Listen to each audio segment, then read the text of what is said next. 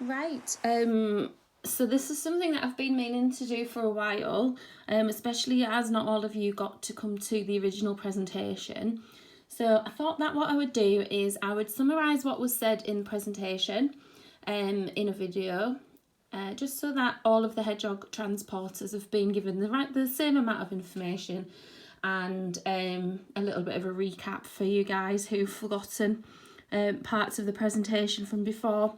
So as you know, the hedgehogs have all started waking up, which means they'll very shortly be starting to make babies and it will all get busy again. So we definitely need your help again this year. You've been invaluable to help me transport hedgehogs this last year, and I'm grateful that you're all willing to help again this year. So the first part of the presentation is just to go through some information about hedgehogs, really, because everybody has different levels of knowledge, and then we'll go on to talk about more specifically the transport volunteer role.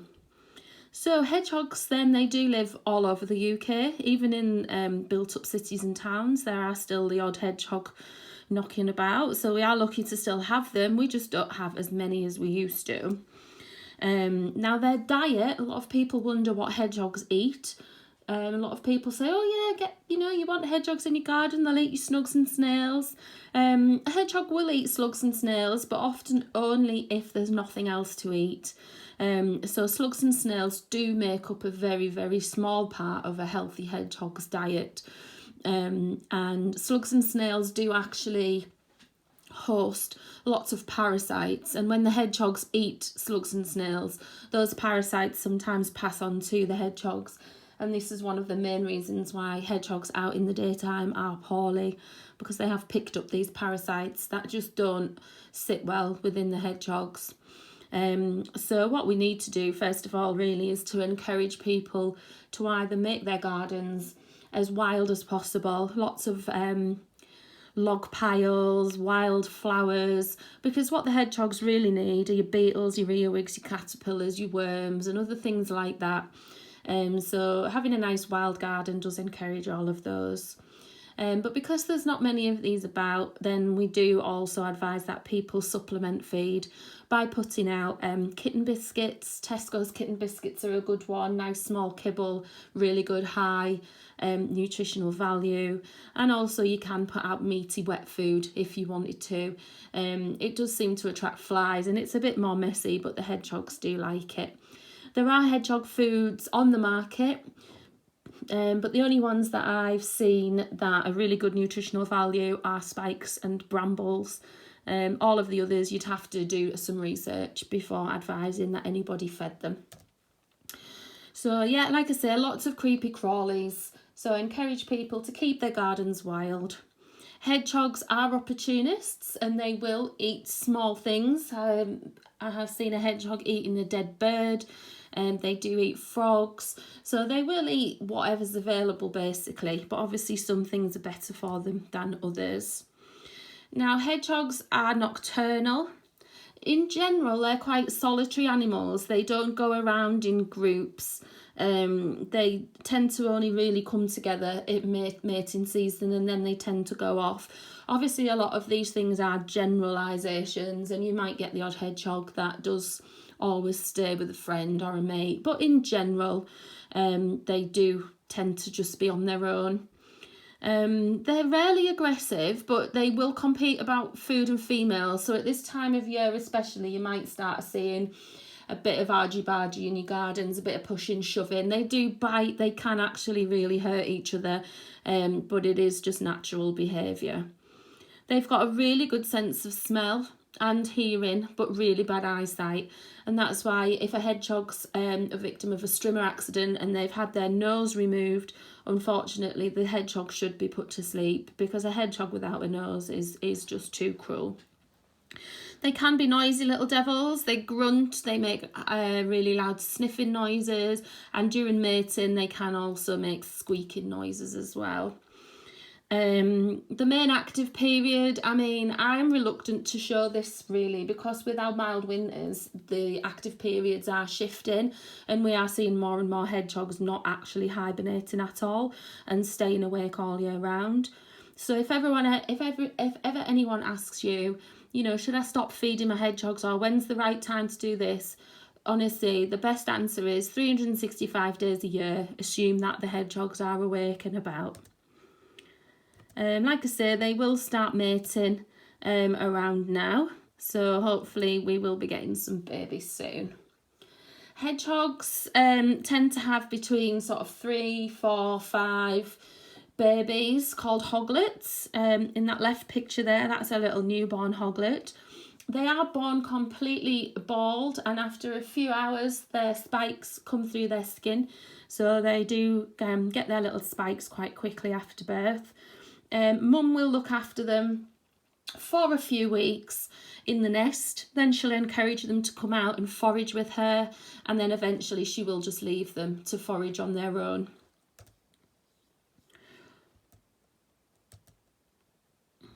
Now, around nesting season and any time of the year really, we recommend that everybody leaves out you know, nesting materials, be it dry leaves, hay, straw, shredded paper. Hedgehogs are quite good at finding nesting materials, but unfortunately sometimes it's not the best. They will take crisp packets, carrier bags and things like that. So, you know, it is best to tidy up your rubbish and just make things available to them that you know are good for them. They do tend to have different places to sleep, and you might find this if you've got a hedgehog in your garden. They're not always loyal to one place. They often do have various different daytime nests. They might make a special nest for breeding, and then they will make a special hibernacular for hibernation. Okay, I'm not going to go too much into the nesting side of things. This is what a hedgehog's footprint looks like. So if you ever do see any footprints, that's what you're looking at. And a hedgehog poo can vary. If you are interested in what hedgehog poos look like, just give it a Google. There are plenty out there. They do tend to roam up to 2 miles a night. That tends to only really happen during breeding season, really. If they've got food on their doorstep, they don't tend to travel that far. But again, they are independent individual creatures. Some might just come out of their house, eat, go back to their house. Some might go for a little travel every night. At the end of the day, they are independent animals, and they have varying different little personalities. As you know, their population is in severe decline. We're under 1 million now, which still sounds like a lot, but you know, considering there were 20 times as many of this not that long ago, it is a problem. You know, a lot of the threats, again, this won't be new news to you because you'll already know, but the main threats for hedgehogs are us removing hedges, blocking off access routes, using strimmers, using poisons, leaving litter. You know, it is all us. With regards water, hedgehogs can swim, but then they can't climb out of a pond if it's got a smooth side. So if ever you come across somebody who's got a pond, make sure it does have an escape route. And of course, whenever, if you know people who have garden fires, make sure they check for hedgehogs, and the same thing for compost heaps as well. It's not very nice, but it does need addressing, and I think, you know, a lot of things with hedgehog conservation, it comes down to education and awareness, really. There's a lot of things that people just simply don't think about, and that's one of the big parts of the Market Weighton Hedgehog project, is just to raise that awareness. And there are often lots of different ways of using, you know, you don't need to use chemical treatment. So, you know, if you've got a friend that's using slug pellets, that's a big no-no because you poison a slug. A hedgehog comes along, eats the slug, and of course then the hedgehog gets poisoned.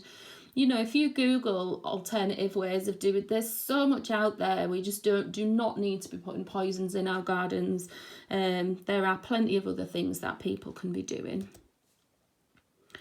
Okay, so that just goes through all of the threats. Like we say, we've been through those. There's lots of threats. With regards animal threats, the only real threat to a hedgehog is normally a badger. Some dogs will obviously kill hedgehogs. There's not really much we can do apart from spread the awareness of asking owners to check their gardens before letting their dogs out on a night if they know that their dog is vicious towards hedgehogs. But yeah, the only thing that I've really seen eat a hedgehog is a badger. but you know, it is nature, and that's just how it goes sometimes. And then we just move on to 10 ways to help hedgehogs in your garden. So these are all the sorts of things that we need to be spreading the word: creating wild areas, making your ponds safe, linking your gardens. Obviously, you know, I'm a big believer in hedgehog highways, dealing with litter, and also netting. So if you know someone who's got like a vegetable patch, or even like a set of kiddies goals in the garden, just make sure that netting is lifted up off the ground. Supplement feeding hedgehogs with food and water. Don't use chemicals. Building log piles for bugs. Check before you strim. Check before you use a bonfire. And then there is a really good website called Hedgehog Street, which has lots of really good information in there. But if anyone wants to know more information about hedgehogs themselves, then just give me a shout, and there's lots of information that I share on the page as well. Now, if we look at the specifics around volunteering as a hedgehog transporter, what we've got is those that came to the talk were offered a set of equipment. Some of you will have this, some of you don't, because you've already got it yourselves. Anyone who didn't come to the talk, who hasn't yet got equipment, if you want it, let me know. I'll put you a kit together and I'll pop it outside the front of my house and you can pick it up.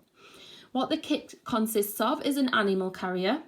So when you get it, just make sure you know how to put it together and make it safe and secure, because hedgehogs are quite feisty. And if you don't know how to use the door properly and close it properly, you'll end up with a hedgehog running around your car, which is no fun when you're driving. You'll be given a blanket, and you'll also be given a USB heat mat. A lot of a big part of hedgehog first aid is keeping that hedgehog warm. Even on the warmest of days, a hedgehog can get hypothermia if it's poorly. It does come with a little USB plug-in. If you don't have a USB port in your car, and then I've also got some adapters, so let me know, and that adapter will plug into your cigarette lighter. So as soon as you get that hedgehog, you want it wrapped up, you want it warming up, and you can also offer it water. I've also got some dishes so that you can put food and water in there, so they do have the option to eat and rehydrate if they want. And also I've got some pairs of thorn-proof gloves. If you've got really thick gardening gloves, these can be used as well, but make sure that whatever you use is thorn-proof, because you should never pick up a hedgehog with no gloves on. All animals carry what are called zoonotic diseases, and these diseases can be passed on to humans. And what we don't want is for you guys to end up with some sort of skin disease or skin disorder like ringworm or anything like that. So always wear gloves when picking up any animal at all. And I can also provide you with some food if you need it. A lot of hedgehogs probably won't eat when you pick them up because they'll be too poorly. Never force the hedgehog to eat, just offer it there as an option.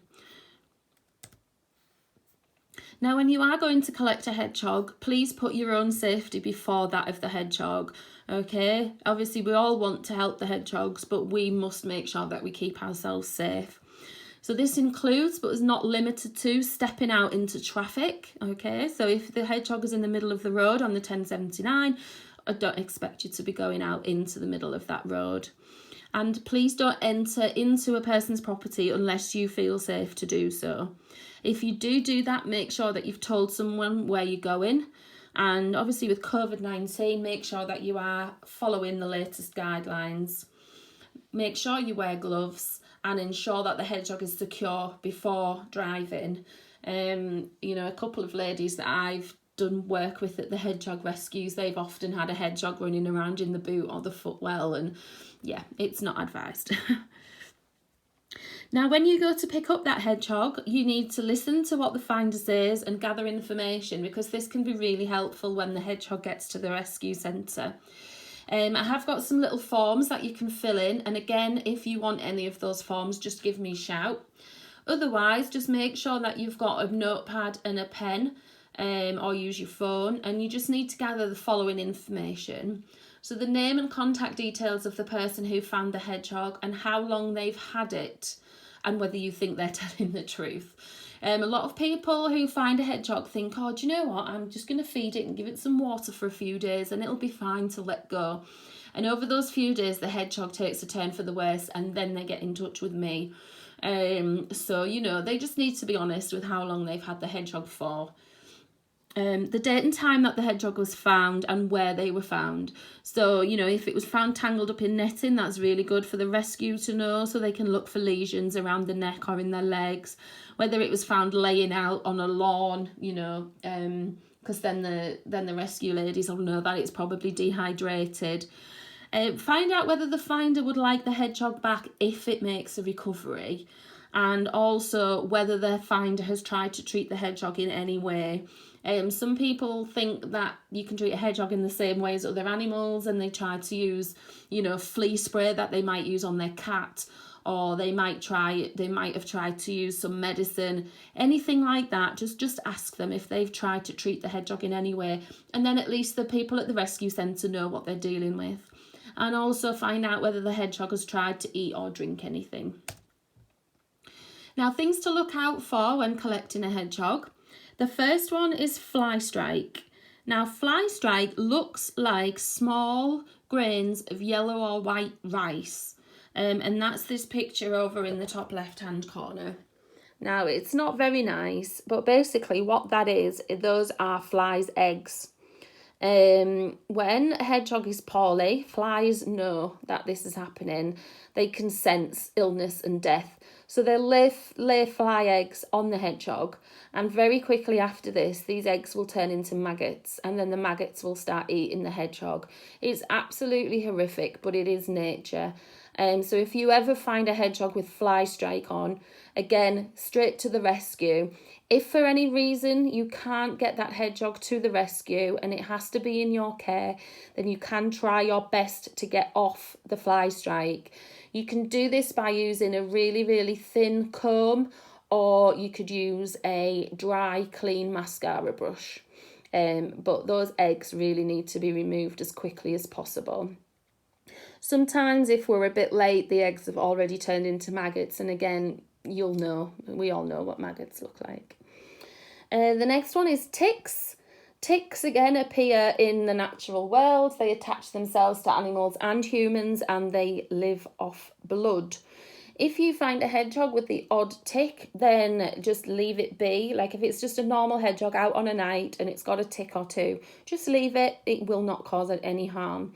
However, once a hedgehog presents with more than sort of 7-10 ticks, that's often a sign that there's something wrong with the hedgehog, and it does need help, whether it's out in the day or not. Again, ticks can sort of sense illness and they will attach themselves to easy targets. Straight to the rescue, and the rescue centres will get those ticks off. The next thing to look for is severe injuries. Then this was a hedgehog that was brought to me last year. You can see there in the bottom, its bone was poking out of its leg. It was absolutely heartbreaking. This one went straight to the vet. There's nothing that a rescue centre can do for this hedgehog with an open fracture like that. So that hedgehog was unfortunately put straight to sleep. In breeding season and baby season, sometimes you might need to check if the hedgehog is a male or a female. Now, this isn't easy because obviously a hedgehog's natural reaction is to curl up when handled. But sometimes you can tell the difference, and this is what you do. If you have access to their tummy, both male and female both have a tail near their bum, and they both also have a little nobbin on their belly. Now, a female's is a lot closer to her bottom, and a male's is a lot higher up on his tummy. In an older male, sometimes you can actually see the outline of what looks like a big, willy. But again, often you don't need to know this information. It's just if, say, you were called to a hedgehog out in the daytime and you needed to make a decision on whether that was a busy mum, you might just want to check if it's a female. Those are the hard ones to work out. Hedgehog out during the day normally means it needs help. However, the exception to this rule is if it is a healthy looking female who is walking around and looks like they're on a mission. This is probably a healthy nesting female, either looking for nesting material or looking for food for her babies. And this is when the tough decision comes in, because if we think it's a healthy female, then it needs to be left alone. But if ever you're unsure, you can always ask, and I will help as much as I can. Mums with babies, again, if you get called out to a pickup and a mum is there with babies, this again is a tough one. If a nest has been disturbed, where possible, we need to put them back and then have the nest monitored. If mum doesn't come back for the hoglets after a few hours, then they'll need to go to a rescue, but this should be the last resort. If you do need to transport mum and babies, then please separate them, as mum can kill the babies when stressed. So what often happens when a nest is disturbed is mum will just leg it. She will run off. Okay? At that point, what we should do is cover the nest back up and leave it for a few hours and hope that mum comes back. If mum doesn't come back, then the babies need gathering up, kept warm and taken to a rescue. However, if they're really, really small, the chance of them surviving is very, very slim, and that's why, where possible, we should always try and keep them together. If a mum and its babies are uncovered and for whatever reason they can't stay where they are and you do need to transport them, put mum in a separate box to the babies, because if mum gets stressed, she will kill them. Okay, so if you're in doubt, just ask. Okay, normally, wherever possible, I wouldn't send a volunteer out to mum and babies, but if it is busy or I'm not there, then obviously there's a chance that that could happen. Now, with regards to first aid, which is what you guys will be doing, the first step is warmth. Wrap that hedgehog in a blanket, get your heat mat on, or provide a hot water bottle. At that point, get the hedgehog to a rescue centre ASAP. If for any reason we can't get the hedgehog straight to a rescue centre, then step 2 is getting that hedgehog hydrated. So to make a hydration fluid, it's a level teaspoon of salt, a level tablespoon of sugar and a litre of warm boiled water. Then get a syringe, like a medicine syringe, and try and syringe it into the hedgehog's mouth. But don't hold the hedgehog on its back because it will drown. So keep it forward and just try and get a little bit of that hydration fluid into its mouth. If you notice that the hedgehog's got a lot of ticks or it's covered in fly strike, then you can try and remove that fly strike with a mascara brush. And the ticks are not as essential. We don't need to really remove the ticks. They can wait, but definitely get rid of the fly strike.